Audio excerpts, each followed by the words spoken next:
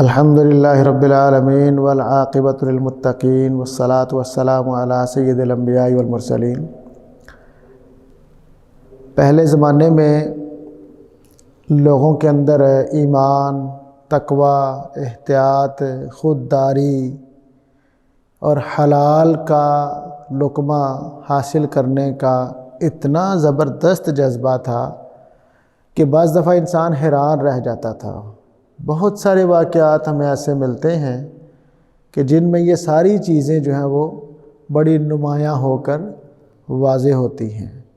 صحیح بخاری اور صحیح مسلم میں ایک حدیث ہے، نبی کریم صلی اللہ علیہ وسلم نے دو لوگوں کا ایک واقعہ بیان فرمایا ہے۔ ایک شخص کو زمین کی ضرورت تھی، اس نے ایک زمیندار سے رابطہ کیا اور اس سے زمین کا ایک ٹکڑا جتنی اس کی ضرورت تھی خرید لی۔ اب جب وہ زمین خریدنے کے بعد اس میں اپنا کام کرنے لگا تو کام کے دوران اس کو زمین میں دفن ایک سونے کا گھڑا مل گیا۔ اب سونا ہر دور میں ہی قیمتی شمار ہوتا ہے، اور بلکہ آج تو روپیہ پیسہ ہے۔ پہلے دور میں تو خالص یعنی جو سونا اور چاندی ہے یہی جو ہے وہ کرنسی ہوتی تھی اور یہی اصل چیز تھی۔ اس کے علاوہ متبادل ایک جنس ہوتی تھی، جو اجناس ہوتی ہیں، چیزیں کھانے پینے کی، غلہ ہوتا ہے، وہ ہوتی تھی۔ تو اس نے دیکھا کہ میری زمین میں سونے کا گھڑا ہے جبکہ یہ تو میرا نہیں ہے۔ تو آپ اندازہ کیجئے کہ اس شخص کی ایمانداری، احتیاط، اللہ کا ڈر، آخرت کی جواب دہی اور حلال لقمہ کھانے کی جو سوچ اور فکر تھی وہ اتنی زیادہ تھی کہ اس شخص نے مالک سے رابطہ کیا کہ جناب آپ کی زمین سے مجھے سونے کا گھڑا ملا ہے، تو آپ ایسا کیجئے کہ چونکہ زمین کے پیسے تو میں نے دیے ہیں، اس کے پیسے میں نے نہیں دیے، لہٰذا یہ چیز آپ کی ہے، آپ اس کو مجھ سے وصول کر لیں۔ اب وہ بھی اسی طرح کا ہی نیک شخص تھا، انتہائی ایماندار شخص تھا۔ اس نے کہا کہ جناب میں زمین اور زمین میں موجود ہر چیز آپ کو بیچ چکا ہوں، اب اگر جو سونے کا گھڑا آپ کو ملا ہے تو وہ آپ کا ہے، وہ میرا نہیں ہے۔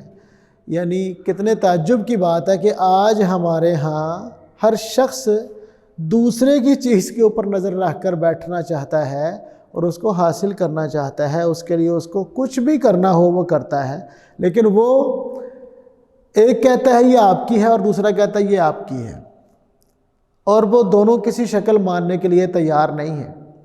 اخیر ایسا ہوا کہ انہوں نے ایک شخص کو بیچ میں ڈالا کہ بھئی آپ ہمارا فیصلہ کر دیجیے۔ وہ بھی اسی دور کا، اسی طرح کا ایک نیک آدمی تھا اور بڑا ہی اس کا دل بھی جو ہے نا وہ صاف ستھرا تھا، لالچ، حرص اور کسی قسم کی دو نمبری اس کے اندر بھی نہیں تھی۔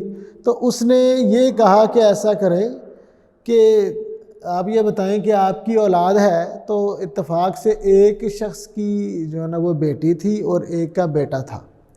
تو اس نے کہا بڑا آسان حل ہے، اس سونے کو لو اور بچے اور بچی کی شادی کر دو اور ان کے شادی کے اخراجات اس سونے سے ادا کرو، اور جو بچ جائے اس میں سے کچھ صدقہ بھی کر دو۔ تو یہ انہوں نے حل پیش کیا۔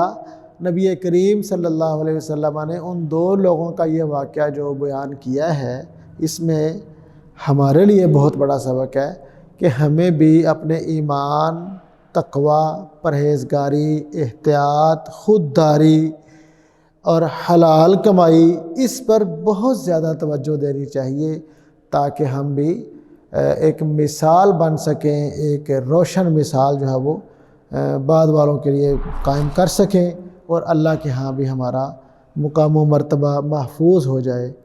اللہ تعالیٰ عمل کرنے کی توفیق عطا فرمائے۔